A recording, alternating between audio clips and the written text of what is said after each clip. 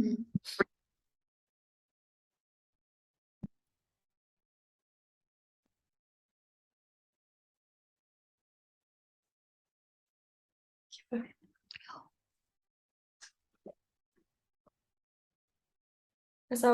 warahmatullahi wabarakatuh. Kami dari kelompok 3 ingin menjelaskan additional evaluation issue atau isu penambahan penilaian.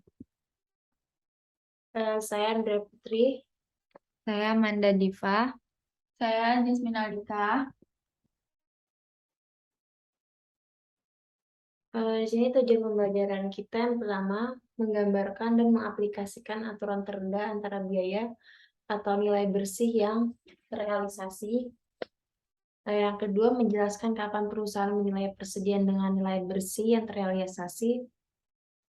Yang ketiga, menjelaskan kapan perusahaan menggunakan metode untuk penilaian persediaan. Yang keempat, mendiskusikan permasalahan akuntansi terkait komitmen pembelian. Yang kelima, menentukan persediaan akhir dengan menggunakan metode laba brute. Yang keenam, menentukan persediaan akhir menggunakan metode persediaan retail. Yang terakhir, menjelaskan bagaimana untuk melaporkan dan menganalisa persediaan.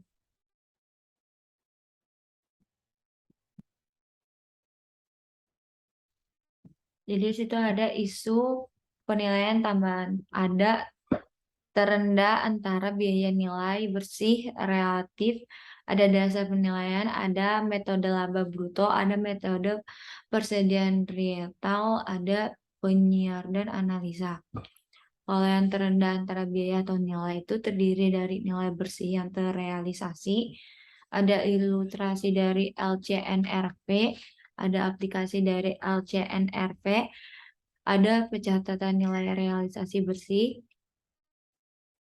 ada penggunaan cadangan, ada pemulihan kerugian atas persediaan, dan untuk dasar penilaian itu ada di situasi penilaian khusus, ada nilai penjualan relatif, ada komitmen pembelian. Untuk metode laba bruto, adanya presentasi laba bruto. Untuk metode persediaan retail ada 3. Yang pertama itu ada konsep, ada metode konvensional, ada item spesial. Yang terakhir itu ada penyediaan analisa. Ada 2 itu penyajian dan analisis.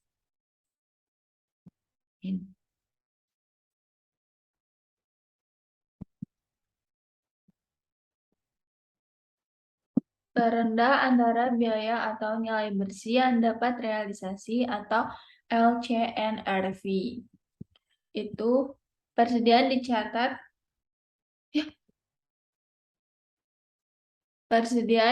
sebesar biaya perolehan. Namun, jika persediaan turun nilainya sampai ke tingkat di bawah biaya aslinya, maka harus beralih dari prinsip biaya historis. Apapun alasan penurunan ini, perubahan tingkat harga, baik itu usang, kerusakan, dan lain-lain. Perusahaan harus menurunkan nilai persediaan menjadi nilai realisasi neto untuk melaporkan kerugian ini. Nilai realisasi net realizable value atau NRV adalah estimasi harga jual dalam keadaan bisnis normal dikurangi dengan estimasi biaya penyelesaian dan estimasi biaya untuk melakukan penjualan yang dapat diprediksi secara layak. Contohnya itu di sini ada nilai persediaan yang belum selesai itu sebesar 1.000, terus dikurangi sama perkiraan dari penyelesaian itu 50, terus perkiraan dari penjualan itu 200, terus perkiraan penyelesaian sama perkiraan penjualannya itu ditambah jadinya 50 sama 200. Terus jadinya 250. Terus jadinya nilai realisasi bersihnya itu 1.000 dikurangi sama yang tadi 250 jadinya 750.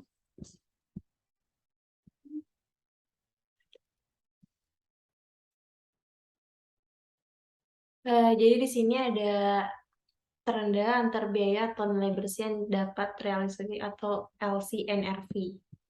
Nah, jadi sini ada contohnya, itu ada tentang perusahaan melaporkan persediaan sebesar nilai terendah dari biaya perolehan atau nilai realisasi neto, atau disebut floor of cost or net realizable value atau LCNRV pada setiap tanggal pelaporan. Jadi sini di makanannya tuh ada bayam, wortel, buncis potong, kacang polong, campur sayur. Kok sayur? Kok sayur ya?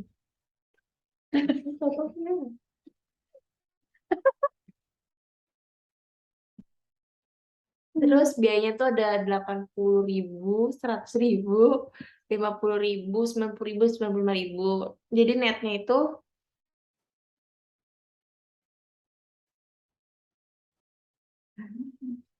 120.000, bayam 110.000, buncis potong 40.000, kacang polong 72.000.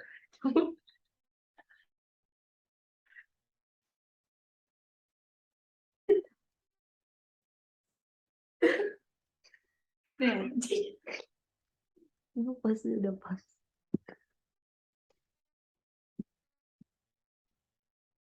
Soal 5 menit.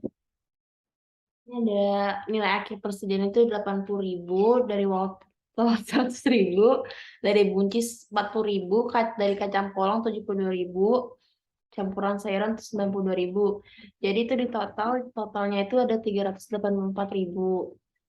Nilai akhir persediaannya itu bayam biayanya 80.000. Itu dipilih karena lebih rendah dibandingkan nilai bersih terrealisasi. Kalau wortel biayanya 100.000, itu dipilih karena lebih rendah dibandingkan nilai bersih terrealisasi. Kalau buncis potong nilai bersih terrealisasinya itu 40.000, dipilih karena lebih rendah dari biaya. Kalau kacang polong nilai bersihnya 72.000, dipilih karena lebih rendah dari biaya. Jadi campuran sayurannya itu nilai bersihnya 92.000, ini dipilih karena lebih rendah dari biaya. Selanjutnya ada terendah antara biaya atau nilai bersih yang dapat direalisasi. Penerapan metode LCNRV itu di sini ada akun, ada beku, ada biaya, ada LCNRV, dan di setiap item ada kelompok besar. Itu bayarnya itu seharga $80.000, ada wortel $100, ada kacang polong $50.000, ada total yang beku itu $230, kaleng $90, kacang polong $95, sayur campuran ada $185, maka total biayanya itu ada $415.000. Untuk LCNRV-nya itu untuk bayam itu sebesar $120, wortel $110.000, untuk kacang potong itu $40.000, maka total yang beku itu $270.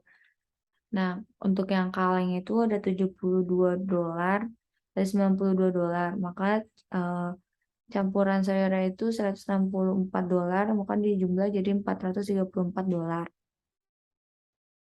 Untuk yang setiap item itu untuk bayarnya itu kita masukin dari biaya sebesar $80.000. Nah, untuk yang wortel sama $100.000. Kalau yang kacang potong itu masuk $40.000. Untuk yang total beku itu masuk ke kelompok besar sebesar $230. Kaleng sebesar $72, kacang polong $92.000, maka total campuran itu masuk ke kelompok besar sebesar $164. Untuk setiap itemnya itu total $384.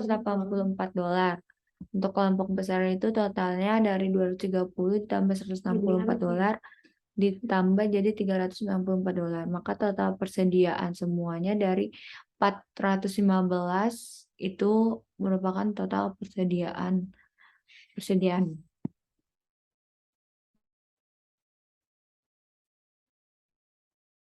Terendah antara biaya atau nilai bersih yang dapat realisasi atau LCNRV. Metode penerapan LCNRV itu yang pertama, dalam kebanyakan situasi, perusahaan menghargakan persediaan pada item dengan dasar item. Yang kedua, aturan pajak pada beberapa negara menyarankan perusahaan dasar setiap item. Pendekatan setiap item memberikan nilai terendah untuk tujuan laporan posisi keuangan. Terus yang terakhir itu yang keempat, metode ini harus diaplikasikan secara konsisten dari satu periode ke periode lainnya. X.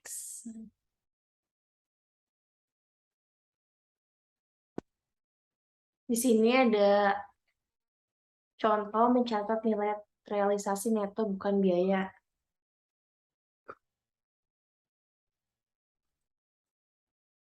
Beban pokok penjualan atau before adjustment to NRV sebesar 108.000, persediaan akhir cost sebesar 82.000, persediaan akhir NRV sebesar 70.000.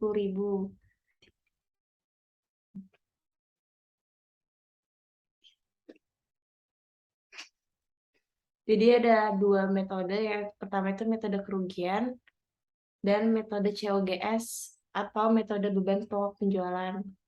Sini ada contohnya dari akun kerugian karena penurunan to NRV sebesar 12.000 di debit, persediaan sebesar 12.000 di kredit. Beban pokok penjualannya sebesar 12.000 di debit dan persediaannya sebesar 12.000 di kredit.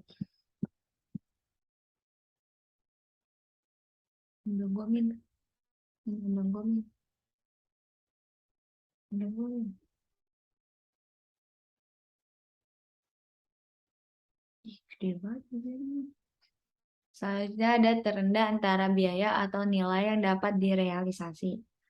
Ada penyajian dalam laporan posisi keuangan. Ada laporan sebagai ada aset lancar itu terdiri dari persediaan uang muka, ada piutang, ada kas. Nah, untuk COGS metodenya ini, metode itu persediaan $70.000, uang muka itu sebesar $20.000, ada piutangnya itu $350, ada kasnya itu $100.000, maka total aktiva lancar itu sebesar $5.400.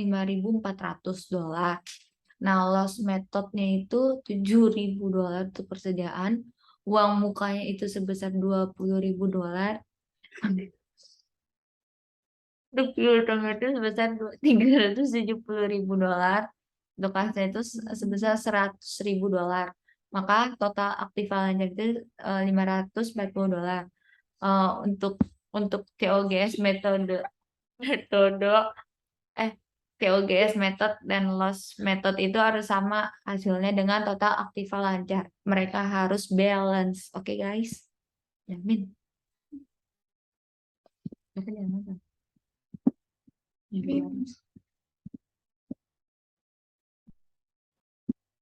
Terus di sini ada contoh dari terendah antara biaya atau nilai bersih yang dapat realisasi atau LCNRV. Di sini ada contoh penyajian dalam laporan laba rugi. Di sini ada dua metode.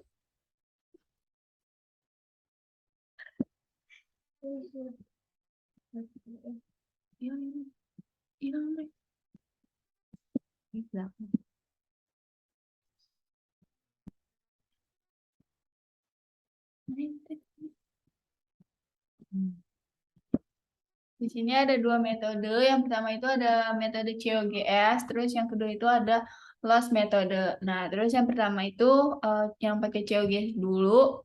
Di sini ada penjualannya sebesar 200.000, terus ada beban pokok penjualannya itu sebesar 120.000, terus Di sini laba kotornya itu jadinya itu dikurangi 200.000 dikurangi 120.000 jadinya 80.000. Terus di sini ada akun beban operasional. Yang pertama itu ada dari penjualan sebesar 45.000, terus ada beban umum dan administratif itu sebesar 20.000, total beban operasionalnya itu sebesar 65.000, berasal dari 45.000 ditambah 20.000. Terus selanjutnya itu ada pendapatan dan beban lainnya. Yang pertama itu ada rugi karena NRV persediaan. Terus ada pendapatan bunga sebesar 5.000, terus total biaya lainnya itu sebesar 5.000 karena cuma ada pendapatan bunga aja.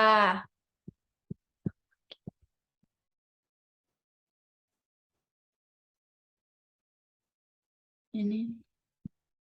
Nah, terus pendapatan dari operasional itu jadinya 20.000, terus beban pajak penghasilan itu 6.000. Terus jadinya pendapatan bersihnya itu pendapatan dari operasional dikurangi sama beban pajak penghasilan 20.000 dikurangi 6.000 jadinya 14.000. Terus kalau yang pakai loss metode itu yang penjualannya itu sebesar 200.000, terus beban pokok penjualan itu 108.000, jadinya itu dikurangkan laba kotornya 200.000 dikurangi sama 108.000 jadinya 92.000. Terus di beban operasionalnya itu penjualannya itu sebesar 45.000, terus beban operasional umum dan administrasinya itu sebesar 20.000. Terus jadinya total beban operasionalnya itu beban penjualan sama beban umum dan administrasinya itu 20.000 jadinya 45.000 ditambah 20.000 jadinya 65.000. Terus pendapatan dan beban lainnya rugi karena NRV persediaan itu sebesar 12.000, itu nanti dikurang. Terus pendapatan bunganya itu sebesar 5.000, terus total lainnya itu 12.000 dikurangi 5.000 jadinya masih minus 7.000.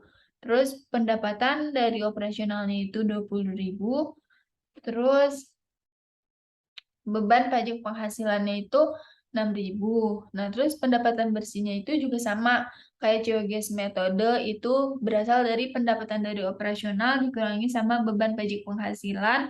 Jadinya itu 20.000 dikurangi 6.000 jadinya 14.000. Jadinya yang GeoGes metode sama loss metode itu sama pendapatan bersihnya.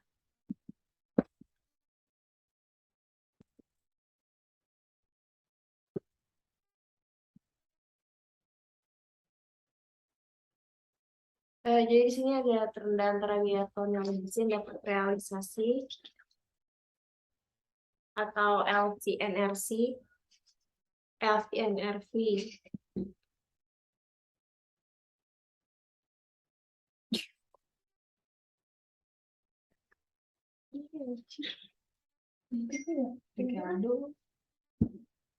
Penggunaan penyisihan sebagai ganti mengkredit rekening persediaan untuk penyesuaian nilai besi yang dapat terrealisasi.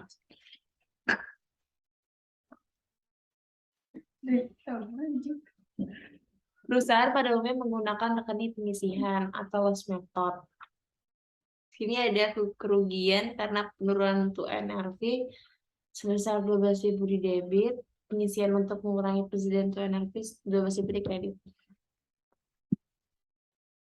Selanjutnya, ini ada penyajian dalam laporan keuangan. Itu ada akunnya laporan sebagai ada aset lancar, ada persediaan, ada penyisihan untuk pengurangan persediaan, ada persediaan pada NRV, ada uang muka, ada piutang, ada kas. Untuk COGS metodenya itu persediaannya itu sebesar 70.000 dolar. Untuk penyisihan untuk pengurangan persediaan itu masuk ke loss method yaitu sebesar 12.000. Itu dikurang dari persediaannya 82.000. Maka persediaan pada NRV itu di loss method itu dapat 70.000. Sedangkan untuk uang muka di COGS itu masuk 20.000 dolar dan untuk di loss method itu masuk 20.000 dolar. Untuk piutang itu masuk $350. Loss metode juga masuk $350. Rasa itu masuk 100 di COGS dan di lossnya juga masuk 100. Maka total aktiva lancarnya itu sebesar $540 untuk COGS dan untuk loss metodenya itu ada $540. Mereka harus sama-sama balance. Jasmine. Oke.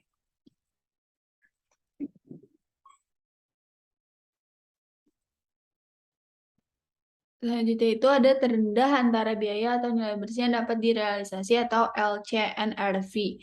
Pemulihan kerugian atas persediaan. Yang pertama itu jumlah catatan penurunan dibatalkan.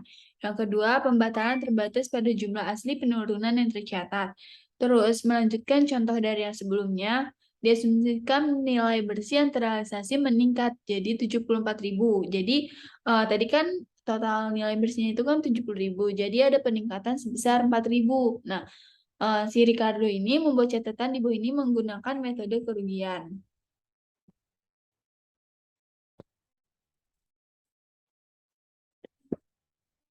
Jadi di sini ada situasi penilaian khusus berangkat dari aturan LCNRV dapat dibenarkan dalam situasi ketika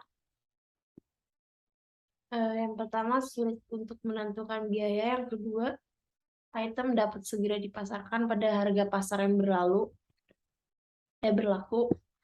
Yang terakhir, unit dari produk dapat dipertukarkan. Aturan LCNRV dirancang untuk memberikan informasi yang tepat waktu terkait penurunan nilai persediaan. Ketika nilai persediaan menurun, pendapatan terkena dampak di mana penurunan nilai terjadi. Jadi situ ada dua situasi umum di mana nilai realisasi neto adalah aturan untuk menilai persediaan.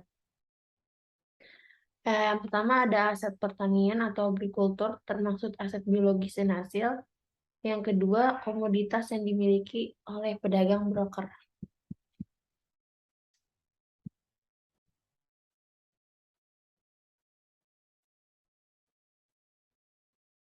Udah next. Udah. Selanjutnya ada valuating base, yaitu ada persediaan agrikultur. Aset biologis diklasifikasikan sebagai aset tidak lancar adalah hewan yang hidup atau tanaman seperti domba, sapi, pohon, buah-buahan, atau tanaman kapas. Ada aset biologis diukur pada pengakuan awal dan pada setiap akhir periode pelaporan pada nilai wajar dikurangi biaya penjualan atau NRV. Ada perusahaan mencatat untung dan rugi karena perubahan dalam NRV dari aset biologis dan pendapatan ketika perubahan itu akan terjadi.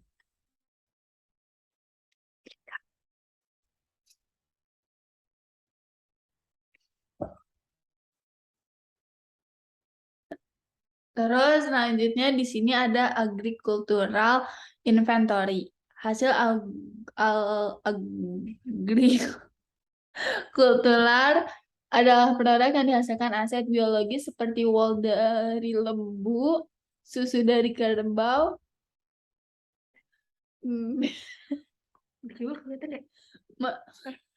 memetik buah dari pohon buah, atau kapas dari pohon kapas. Hasil agrikultur diukur dengan nilai wajar dikurangi biaya penjualan NRV pada titik panen atau harvest. Nah, setelah panen pada NRV itu menjadi biaya. Kelihatan beneran. Iya, sumpah. Ya, nggak beda kan? Maksudnya Di sini ada contoh diasumsikan Bancroft Dairy menghasilkan susu untuk dijual ke daerah pembuatan keju. Bancroft mulai beroperasi pada tanggal 1 Januari 2011 dengan membeli 420 ekor sapi perah seharga 460.000 euro. Bancroft memberikan informasi terkini terkait dengan pemerahan sapi. Di sini ada contoh akunnya, memerah susu sapi. Nilainya tercatat 1 Januari 2011 itu sebesar 460.000 euro. Perubahan nilai wajar karena pertumbuhan perubahan harga itu sebesar 85.000. Jadi penurunan harga nilai wajar karena panen itu 1.200. Penilaian yang tercatat itu sebesar 33.800. Jadi nilai yang tercatat itu ditambah dari 400 dari tanggal 1 Januari sampai tanggal 31 Januari. Jadi totalnya 493.800. Jadi susu yang dipanen selama Januari itu sebesar 36.000.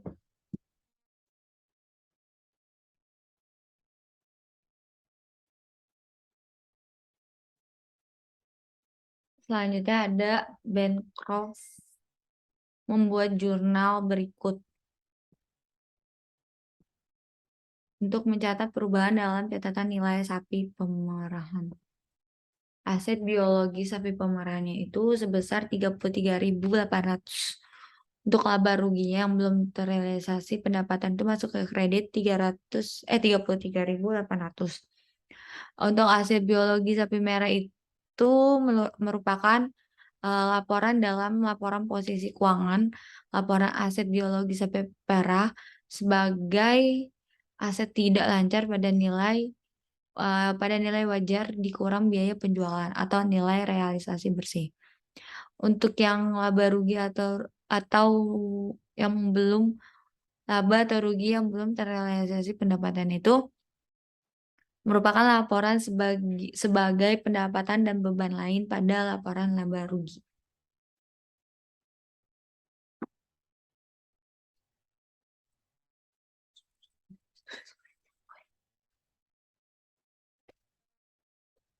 Selanjutnya itu ada pedagang komoditi broker. Nah, umumnya mereka itu mengukur persediaan pada nilai wajar dikurangi biaya penjualan NRV enggan perubahan NRV diakui di laporan laba rugi pada periode perubahan. Nah, yang pertama, broker membeli atau menjual komoditi penenjagung, gandum, logam mulia, dan minyak. Terus yang kedua, tujuan utama adalah untuk menjual komoditas dalam waktu dekat dan menghasilkan keuntungan dari fluktuasi harga. Dengan demikian, nilai realisasi neto itu adalah pengukuran yang paling relevan dalam industri ini, karena nilai tersebut menunjukkan jumlah yang akan diterima dan dari persediaan ini di masa depan.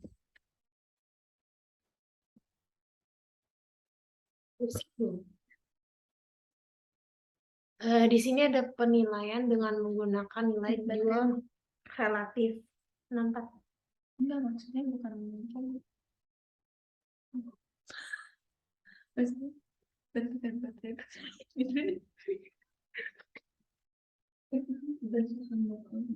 Suatu masalah khusus timbul jika suatu kelompok yang terdiri dari unit-unit yang berbeda dibeli dengan suatu harga sekaligus.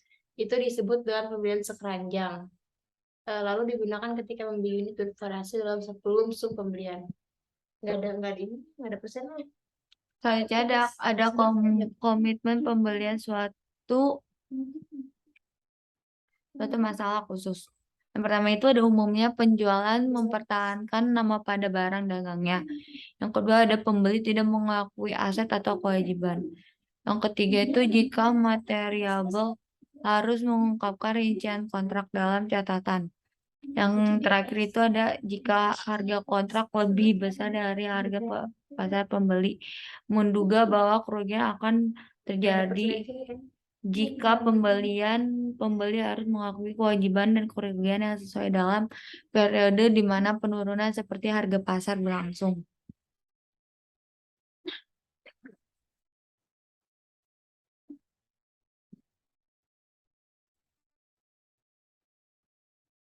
Nah, di sini tuh ada contohnya dari ST Regis Paper Company. Dia itu menandatangani kontrak penebangan yang harus dipenuhi tahun 2013 sebesar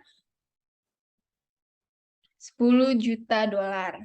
Dan nilai pasar hak penebangan pada 31 Desember 2012 adalah 7 juta dolar. Nah, jurnalnya itu yang dibuat pada 31 Desember 2012 adalah di debitnya itu ada laba rugi yang belum terrealisasi pendapatan itu sebesar 3 juta karena 10 juta dikurangi 7 juta jadinya 3 juta. Terus di kreditnya itu ada liabilitas pada komitmen pembelian sebesar 3 juta juga. Nah, pendapatan laba rugi yang belum terrealisasi itu berasal dari pendapatan dan beban lain-lain dalam laporan laba rugi. Terus kreditnya itu liabilitas pada komitmen pembelian itu berasal dari liabilitas lancar pada laporan posisi keuangan.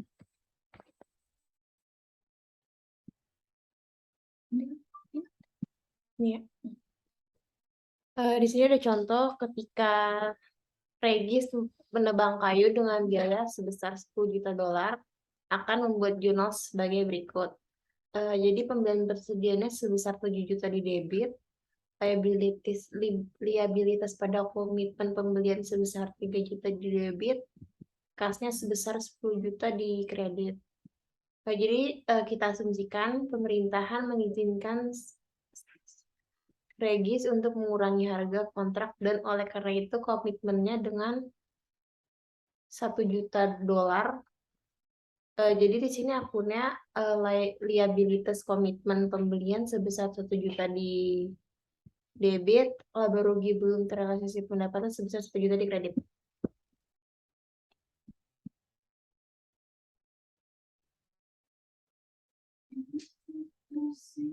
Selanjutnya ada metode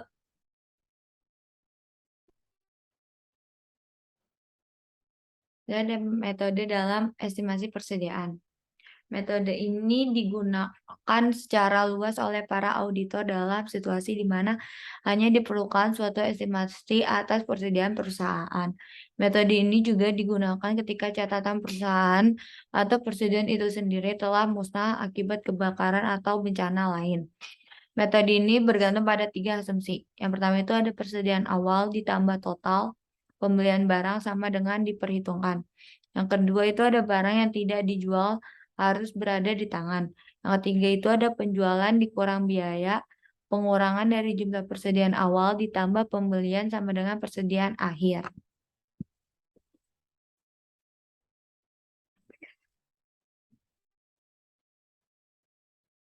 Ya udah slide berapa? Jadi skip. Terus di sini ada metode laba bruto. Di sini ada contohnya yaitu dari Cetus Corporation itu memiliki persediaan awal sebesar 60.000 euro dan pembelian sebesar 200.000 euro. Nah, pada harga pokok penjualan, pada harga jual itu berjumlah 280.000 euro, laba kotor pada harga jual adalah 30%. Nah, Cetus Corporation ini menggunakan metode laba kotor sebagai berikut. Nah, di sini ada contohnya itu di kreditnya itu persediaan awal pada harga pokok itu sebesar 60.000 kan. Terus pembeliannya itu pada harga pokok sebesar 200.000. Terus barang tersedianya itu jadinya di total 60.000 ditambah 200.000 jadinya itu 260.000. Penjualan pada harga jual itu sebesar 280.000. Nah, dikurangi margin kotor itu sebesar 30.000 dari 30% dari 280.000. Jadinya itu 84.000. Terus 280 dikurangi 84.000 itu jadinya penjualan sebesar 196.000. Terus taksiran persediaan itu pada harga pokok itu 260.000 dari barang tersedia dikurangi sama penjualan. 260.000 dikurangi 196.000 jadinya itu 64.000. Jadi di sini ada metode laba bruto. Itu perhitungan presentasi laba bruto. Itu rumusnya laba bruto pada harga penjualan sama dengan presentase markup pada biaya 100% per 100% ditambah presentase markup pada biaya perolehan. Jadi rumus yang kedua, presentase markup atas biaya itu laba bruto atas harga jual per 100% laba bruto atas harga jual dikurang. Jadi evaluasi atas metode laba bruto, salah satu kelemahan utama metode laba bruto adalah bahwa metode ini hanya memberikan estimasi. Akibatnya, perhitungan fisik persediaan harus dilakukan sekali setahun untuk memeriksa jumlah persediaan yang sebenarnya di tangan. Kedua, metode laba bruto menggunakan presentase masa lalu dalam menentukan markup. Ketiga, aplikasi presentase das bruto kelompok harus dilakukan secara hati-hati. Selanjutnya ada metode laba bruto. Dalam persediaan pasar perusahaan retail, terdapat pola yang dapat diamati antara biaya dengan harga. Karena itu, harga retail dapat dikonversikan menjadi biaya dengan suatu rumus. Metode ini yang dinamakan metode persediaan retail, mensyaratkan bahwa pencatatan dilakukan atas. Yang pertama itu ada total biaya dan nilai retail dari barang yang dibeli. Yang kedua itu ada total biaya dan nilai retail barang yang tersedia untuk dijual. Dan yang terakhir itu ada penjualan periode berjalan. Selanjutnya ada konsep metode retail. Pembatalan markup adalah penurunan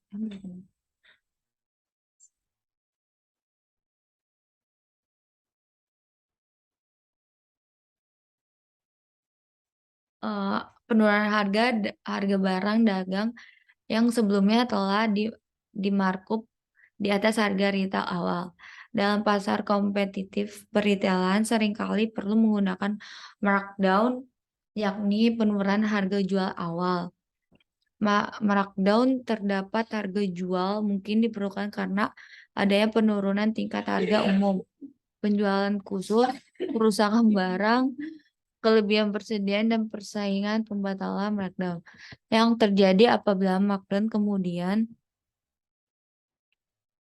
di-offset oleh kenaikan harga barang yang sebelumnya telah di markdown, yaitu setelah penjualan suatu hari.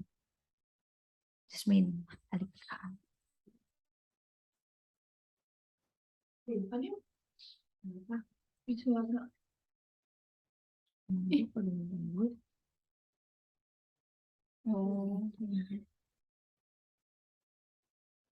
Geser apa?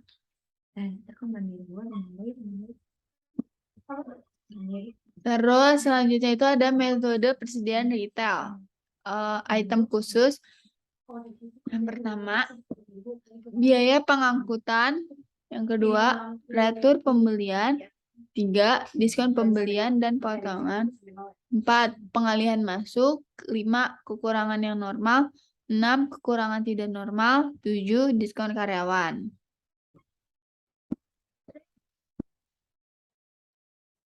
Di sini ada retail inventory method. Di sini ada special items.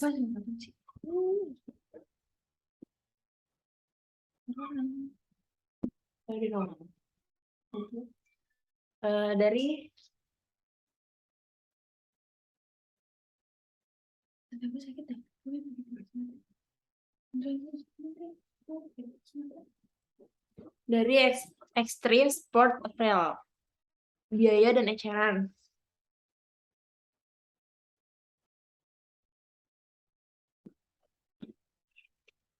Persediaan awal biayanya itu 1.000 dan persediaan awal ecerannya sebesar 1.800. Pembelian biayanya sebesar 30.000, ecerannya sebesar 60.000. Dan ongkos angkutnya itu sebesar 600 dan ecerannya nggak ada. Potongan pembeliannya sebesar 1.500 dan ecerannya sebesar 3.000. Itu totalnya 30.100. Dan total ecerannya sebesar 58.800. Net markup-nya sebesar 9.000 di eceran. Kerusakan normalnya sebesar 1.200, ecerannya 2.000. Jadi totalnya 30.100 dikurang 1.200 sebesar 28.900. Kalau total yang di eceran sebesar 65.800.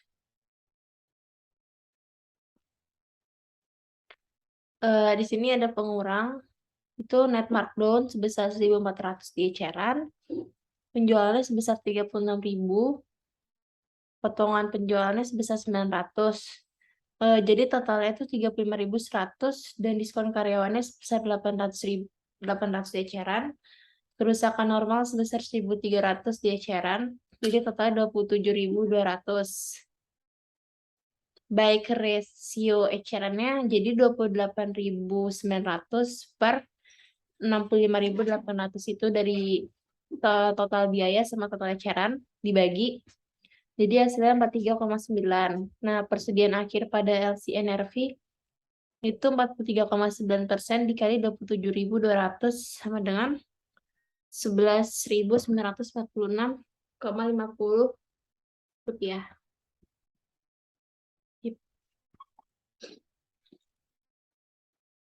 Ada penyajian dan analisa. Penyajian persediaan standar akuntansi memerlukan pengungkapan. Yang pertama itu ada kebijakan akuntansi yang dianut dalam mengukur persediaan.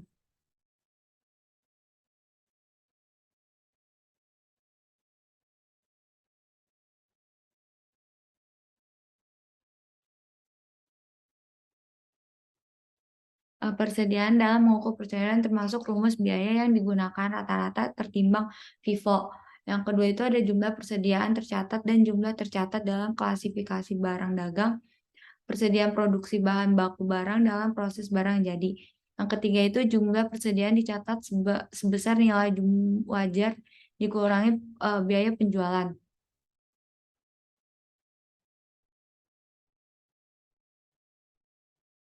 Jumlah persediaan diakui sebagai beban selama periode berjalan.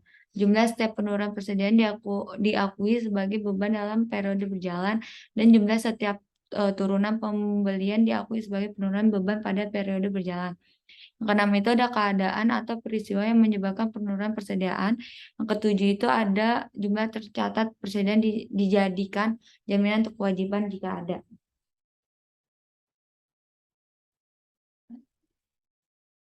Terus yang selanjutnya itu ada analisis persediaan. Rasio yang umum digunakan dalam pengelolaan dan evaluasi tingkat persediaan adalah perputaran persediaan dan rata-rata hari untuk menjual persediaan.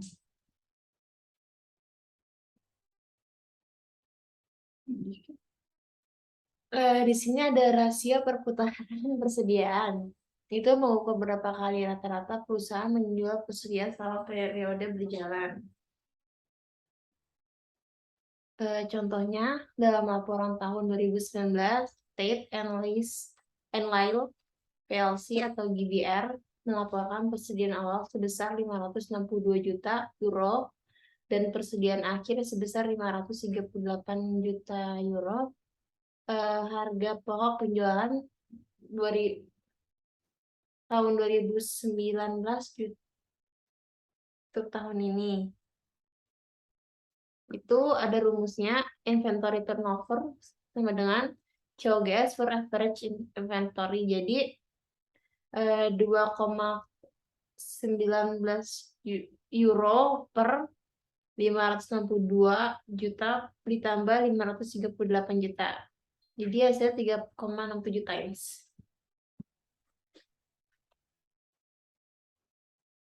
Rata-rata untuk menjual persediaan. Adanya ukuran mewakili rata-rata jumlah hari penjualan, ada persediaan yang dimiliki perusahaan di tangan. Ada rumusnya investor turnover cost of sama dengan cost of goods sold dibagi average inventory sama dengan itu masukin 2009 dibagi 562 ditambah 38 dibagi 2 sama dengan 3,67 waktunya. Average day to sell itu 365 hari dibagi 367 waktunya. Sama dengan every-nya itu 99,5 day. Terus di sini itu ada ikhtisar tujuan dari pembelajaran. Yang pertama, jika persediaan menurun nilainya di bawah biaya aslinya karena alasan apapun, maka perusahaan harus menurunkan nilai persediaan untuk mencerminkan kerugian ini. Aturan umum yang berlaku adalah dengan meninggalkan prinsip biaya historis ketika utilitas masa depan atau kemampuan menghasilkan pendapatan dari aset turun di bawah biaya aslinya. Yang kedua, perusahaan menilai persediaan sebesar nilai realisasi neto pada saat biaya sulit untuk ditentukan. Item mudah dipasarkan pada harga pasar kuotasi dan unit produk dapat dipertukarkan.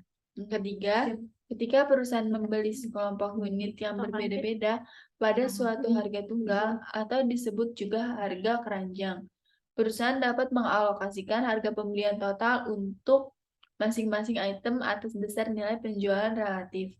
Yang keempat, akuntansi komitmen pembelian adalah kontroversial. Beberapa pendapat bahwa perusahaan harus melaporkan kontrak komitmen pembelian aset dan kewajiban pada saat kontrak ditandatangani.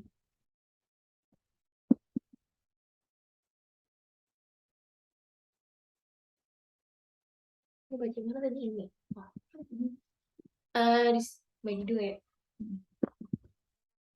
Tujuan pembelajaran yang selanjutnya itu ada yang kelima, perusahaan mengikuti langkah-langkah berikut untuk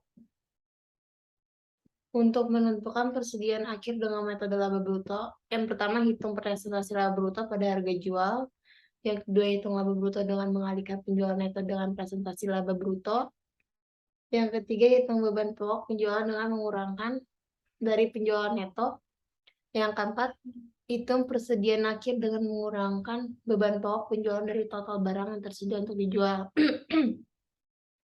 Yang kedua, ada perusahaan mengikuti langkah-langkah berikut untuk menentukan persediaan akhir dengan metode retail konvensional. Itu yang pertama, untuk memperkirakan persediaan pada retail, kurangkan penjualan untuk periode bersangkutan dari nilai retail barang yang tersedia untuk dijual. Yang keempat, untuk menentukan rasio biaya perolehan terhadap retail semua barang, bagilah total barang yang tersedia untuk dijual pada biaya perolehan dengan total barang yang tersedia pada retail. Yang kelima itu adalah konversi persediaan yang dinilai sebagian retail menjadi perkiraan biaya peroleh dengan menerapkan rasio biaya peroleh terhadap retail. Yang keenam itu ada standar akuntansi yang mensyaratkan penerapan metode biaya yang konsisten dari satu periode ke periode lainnya. Rasio yang umum digunakan dalam pengolahan dan evaluasi tingkat persediaan adalah rasio perputaran persediaan dan rata-rata jumlah hari untuk menjual persediaan. Terima kasih. PPT kita nanti lanjut ke soal. Station apa? Itu.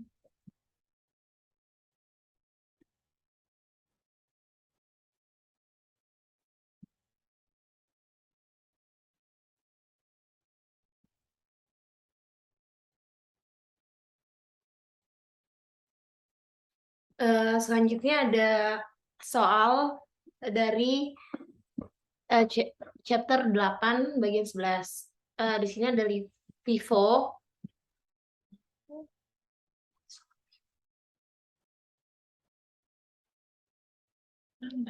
Eh, 600 itu jadi 3.600, 100 dikali 6,08 jadi 608, jadi total itu $4.208. Nah, yang kedua itu kita disuruh cari average cost-nya. Total cost per total unit itu sama dengan 33.655 per 5.300 dibagi, jadinya itu totalnya $6,35 average cost per unit. Jadi 700 buka kurung 5.300 dikurang 4.600 sama dengan 4.445. Itu udah unit 600, 1.500, 800, 1.200, 700, 500, totalnya 5.300. Dengan harga 600 harganya 6,0, 1.500 6,8, 800 6,40, 1.200 6,50, 700 6,50, 500 6,79. Jadi total cost-nya itu dikali dari total unit sama price-nya. Jadi totalnya 33.655. Yang B, kita disuruh, yang satu itu ada Vivo, itu lift besar 500 dikali 6,79. Jadi 3,395. Jadi 200 dikali 6,60 sama dengan 1.320. Totalnya 4.715. Nah, itu ada LIFO-nya. Dan C itu total merchandise atau for sale itu sebesar 3.655.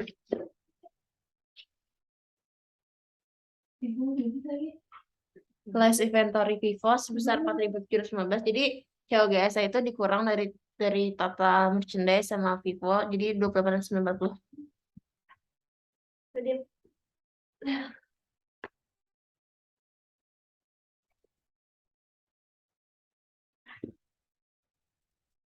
Hai. Ini udah. Di sini ada kita disuruh nyari ending inventory Vivo cost.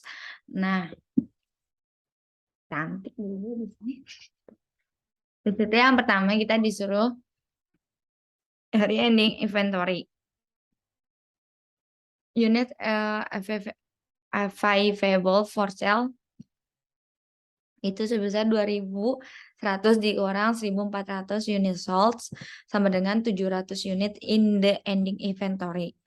500 dikali 4.458 dolar sama dengan 2.290 dolar. 200 dikali 4,60 dolar, maka hasilnya 920. Maka hasil ending inventory Vivo-nya itu 3.210. Nah, untuk yang kedua itu ada 100 dikali 4.100 sama dengan 410. Ada 600 dikali 4,20, maka hasilnya 2.520 dolar. Maka ending inventory-nya itu sebesar 2.930. Untuk tahap yang ketiga itu 9.240 dolar. Itu masuk ke cost of goods available for sale dibagi 2.100 masuk ke akun unit available for sale sama dengan 4.040 itu masuk ke Wegis average unit cost. 700 unit dikali 4,40 sama dengan 3.080 ending inventory at Wegis average cost. Nah, di sini tuh B-nya kita disuruh ngasih tahu kalau Vivo will the loss gross profit karena ini metode yang akan digunakan dalam cost of goods sold figure in the dalam situasi presentasi. Perusahaan harus mengexpress reason purchase price for in the inventory. Nah, dalam setiap tahun raising price LIFO will the high cost of goods sold karena the most raised percent. Nah, yang kedua ini LIFO will we will the loss ending inventory ini inventory ending karena LIFO merupakan all set cost to price the ending inventory unit. The company has experience raising purchase price the oldest cost in this case are the lower cost. Selanjutnya, Jasmine Silka.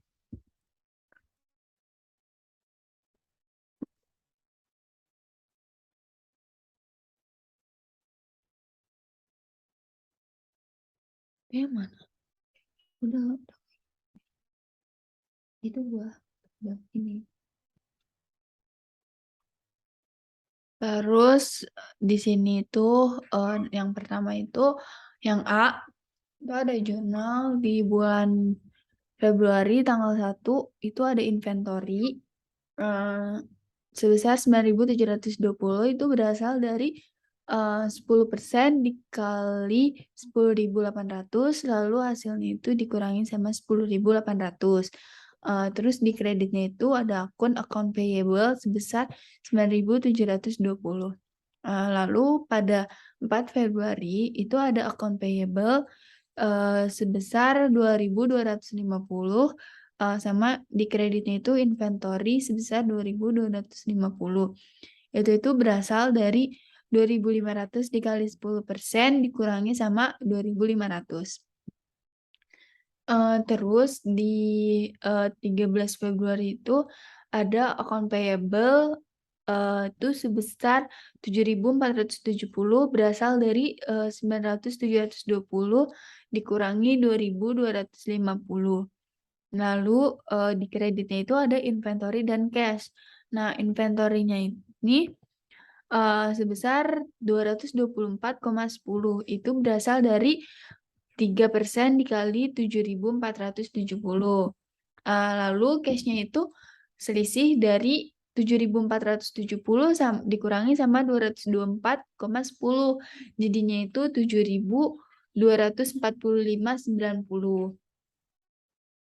Terus di yang B-nya itu di 1 Februari ada purchase atau pembelian sebesar 9.720. Itu dari 10.800 dikurangi 10.800 dikali 10%. Nah, di sini yang Februari 4-nya itu ada account payable sebesar 2.250. Terus di kreditnya itu ada purchase return and allowance sebesar 2.250. Terus di Februari 13 itu ada account payable sebesar 7.470 sama ada di kreditnya itu purchase discount sebesar 3% dikali 7.470 jadinya itu 224,10. Nah, cash-nya itu ada selisihnya itu jadinya 7.245,90. Nah, di C-nya itu ada purchase price itu sebesar 10.800 terus dikurangi sama trade discount itu sebesar 1.080 itu berasal dari 10.800 dikali 10%. Terus price on which cash discount base itu 9.720 itu berasalnya dari 10.800 dikurangi sama 1.080. Terus dikurangi sama cash discount itu 3% dikali 9.720 jadinya itu 291,60. Nah, net price-nya ini 9.720 dikurangi sama 291,60 jadinya itu 9.428,40.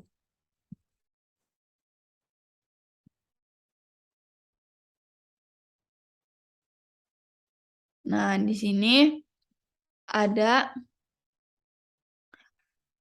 yang problem 8-10. Di sini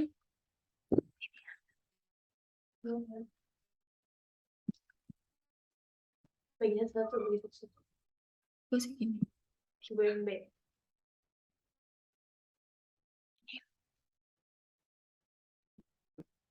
Ntar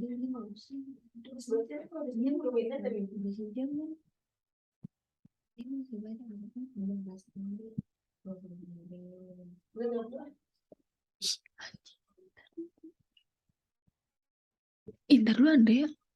Oh, kamu tuh baca ini? Iya ini enggak. Pas nih, ada 3. Pas lu yang bahasa Inggris, kan juga bahasa Inggris. Problem 8-10. Nah, di sini itu ada base year cost, terus ada indeksnya dalam persen, terus ada dollar value pakai metode LIFO. Nah, di sini tuh ada Desember 31 2016. Itu di base-nya itu Januari 1 2016. sebesar di base year cost-nya 45.000, terus di indeksnya itu 100%, terus di dollar value-nya itu 45.000. Nah, terus pada Desember 31, 2016 itu pakai layer di base year cost-nya itu 11.000, terus di indeksnya itu 112%. Terus di dollar value-nya itu sebesar 12.320. Nah, base year cost-nya itu di total dari 45.000 ditambah 11.000 jadinya 56.000. Terus di dollar value-nya juga ditambah 45.000 ditambah 12.320 jadinya itu 57.320. Nah, terus yang selanjutnya itu di Desember 2017. Di Januari 1, 2016 base-nya itu 45.000, terus indeksnya itu 100%, dollar value-nya itu 45.000. Nah, terus di Januari 1, 2016, di Desember 31, 2016 layer, itu base year cost-nya itu 11.000, indeksnya itu 112%, terus di dollar value-nya itu 12.320. Nah, terus di Desember 31, 2017 layer, itu di base year cost-nya itu 12.400, terus di indeksnya itu 128%. Terus di dollar value-nya itu 15.872. Terus base year cost-nya itu ditambah 45.000 ditambah 11.000 ditambah 12.400 jadinya 68.400. Dollar value-nya juga ditambah 45.000 ditambah 12.320 ditambah 15.872 jadinya itu 73.192. Terus selanjutnya itu di tahun 2018 Desember 31. Di Januari 1 2016 base-nya itu 45.000, indeksnya 100%, dollar value-nya 45.000. Nah, terus di Desember 31 2016 layer itu base year cost-nya 11.000, indeksnya 112.000, di dollar value-nya 12.320. Terus di Desember 31 2017 layer base year cost-nya 12.400, terus indeksnya 128%, dollar value-nya itu 15.872. Terus di Desember 31 2018 layer base year cost-nya itu 1.600, terus indeksnya itu 130%, dollar value-nya itu 2.080, terus base year cost-nya itu ditambah jadinya itu 70.000, terus di dollar value-nya itu ditambah juga jadinya 75.272.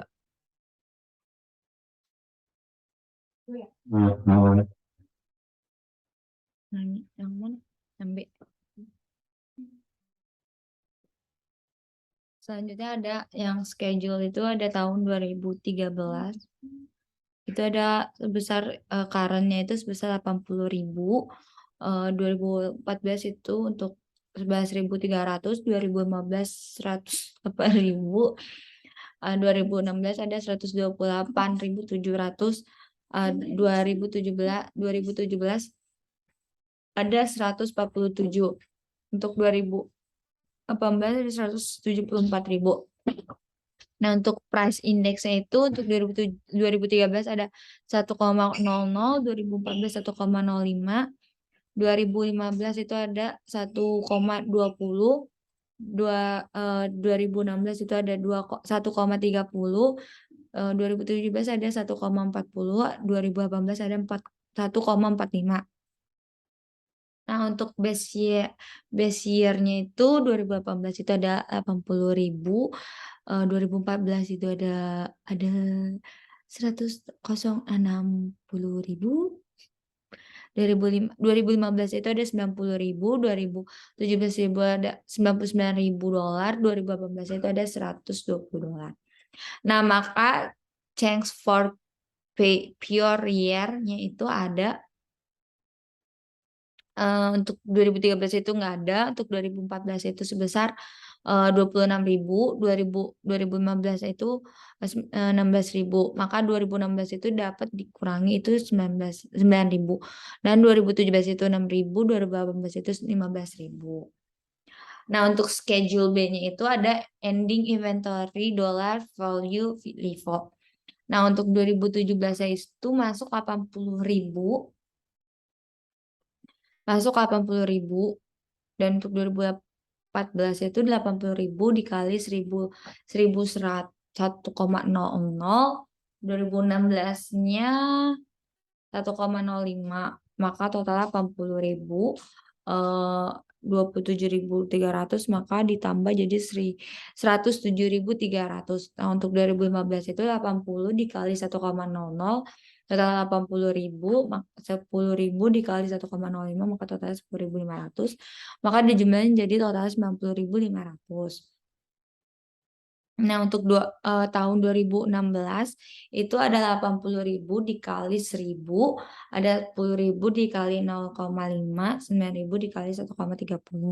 Itu maka totalnya itu 80.000 ditambah 10.500 ditambah 11.700, maka totalnya 100.02.200. Nah, untuk 2018-nya itu ada 80.000 dikali 1,0, 10.000 dikali 1,05, 9.000 dikali 1,30, 6.000 dikali 1,40. Maka totalnya itu 80.000 ditambah 10.500 ditambah 11.700 ditambah 8.400, maka totalnya 110.600.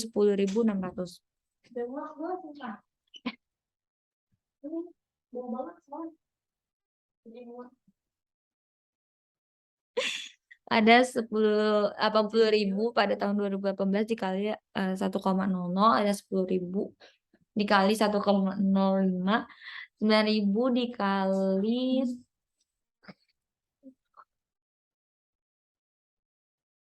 ada 6.000 dikali 1,40, 15 dikali 1,45. Maka total dari seluruhnya itu 132.350. Dre.